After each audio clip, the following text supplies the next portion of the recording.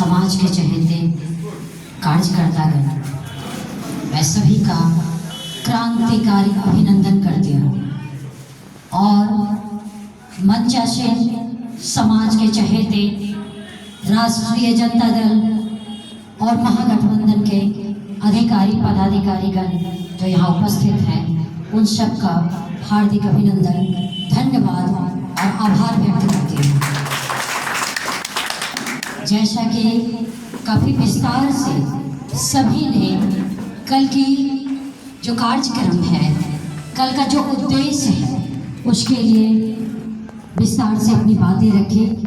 मैं समझ सकती हूँ कि आप सभी ने बहुत ही अटेंटिव होके उसे सुने, समझे और पहले से संकल्पित है, जागरूक है, उसके लिए धन्यवाद। और बस मैं आप बंधुओं से, अपनों से, जो पार्टी के रीढ़ हैं, अच्छी राजनीति के धरोहर है, और सब तमाम कार्यकर्तागण को मैं आशा करती हूँ सभी से कि कल का कार्यक्रम पूरी तरह सफल बनाने में समय का ख्याल रखेंगे, अनुशासन का ख्याल रखेंगे और उद्देश्य का विशेष ख्याल रखेंगे, ऐसी मैं कामना करती हूँ। और एक देखिए, समय इजाजत नहीं दे रही कि मैं अपनों आप सभी के बीच ज़्यादा वक्त दूँ और काफ़ी बातें रखूँ। मन में बहुत कुछ है, कई बातें हैं, कई पहलुओं पर बातें रखनी है। अगर मैं हर पहलू को टच करते हुए थोड़ी भी बातें संक्षेप ही नहीं, अति संक्षेप भी कर दूं, तब भी कई घंटे लग सकते हैं। इसलिए साथियों, आज मुझे माफ कीजिए। मैं बस इतना ही कहूंगी कि हमारे देश में, हमारे प्रदेश में किस तरह की गंदी राजनीति हो रही है, गंदी राजनीति से लोग सफर कर रहे हैं, उसके प्रति आप लोग अपने आप को जागरूक रखिए। जागरूक रखने की कई पहलू हैं, उससे अपने आप को अवगत रखिए। जैसे मैं छोटे एग्जाम्पल देती हूँ, सोशल मीडिया के माध्यम से आप लोग जागरूक अपने आप को रख सकते हैं कि जो मीडिया, जो पत्रकारिता, जो पार्टी आपके हक और अधिकारों की बातें करे, उसकी बातें सुनने में और समझने में और लोगों को जागरूक करने में अपना कीमती वक्त दीजिए।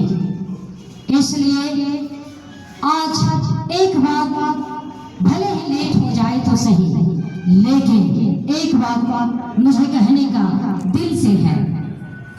हम सभी के मन में होगा ना कि वोट अधिकार यात्रा है कल। ये कितनी शर्मिंदगी हमारे देश के लोगों के लिए, शर्मिंदगी, अफसोस और दुर्भाग्यपूर्ण है कि हम सभी को, अच्छी पार्टियों को, अच्छे लोगों को मिलकर अपने वोट अधिकार यात्रा निकालने की जरूरत आन पड़ी है।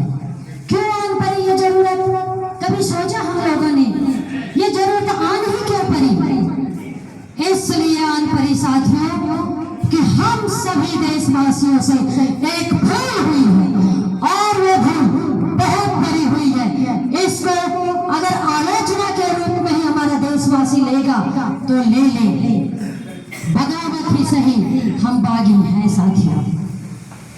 मैं जानती हूँ कहेंगे कुछ लोग ही यहाँ उपस्थित हैं, लेकिन यहाँ चंद लोगों में ही अगर एक भी क्रांतिकारी विचारधारा वाले लोग हैं तो बहुत है। इसलिए साथियों, बहुजन समाज के लोगों से मैं विनती करती हूँ, आप सब कम से कम सहमति में एकजुट हो जाइए और एकजुट होके, दृढ़ संकल्पित होके अपनी पार्टी के हाथ को, राष्ट्रीय जनता दल को मजबूत करने के ख्याल से, महागठबंधन को मजबूत करने के ख्याल से आप लोग कल समर्थन दीजिए। और आप जैसा कि उन्होंने बताया कि अनुशासन का ख्याल रखें, ऐसा जरूर करिएगा। और देश को आज जो काले अंग्रेज हैं, आरएसएस के लोग काले अंग्रेजों से, इन काले अंग्रेजों के चाटुकारिता करने वाले जो दलाल हैं, उनको हम लोगों ने, देशवासियों ने सत्ता पर बैठा दिया है। यही भूल हुई है हम देशवासियों से। इनको सत्ता से बेदखल करने के लिए एकजुट होना ही पड़ेगा। अपनी भूल को सुधारने के लिए एकजुट होना ही पड़ेगा। अपनी कमजोरी को सुधारने के लिए, मजबूत होने के लिए एकजुट होना ही पड़ेगा। इसलिए आप फिर इस पर मैं बहुत बातें करूंगी कि ये काले अंग्रेजों का इतिहास, आरएसएस का इतिहास, बीजेपी जो दलाली करती है आरएसएस की, उसके इतिहास को समझने के लिए, और मात्र 11 साल में इस देश को खतरे में डाल दिया हर तरह से।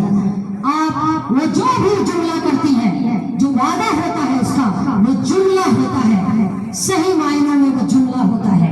एक एक करके आप उसको समझ सकते हैं। इसलिए समय की कमी है, मैं फिर बात करूंगी इस पे, और बहुत ही लॉजिकली, प्रैक्टिकली और पूरे साक्ष्य को रख के आप समझ सकते हैं इसको सोशल मीडिया के माध्यम से, कि किस तरह से डॉक्टर भीमराव अंबेडकर की दी हुई एक वोट का अधिकार, यही हमारा एक वोट जो है वो हमारे हक और अधिकारों के ताला खोलने की चाबी है।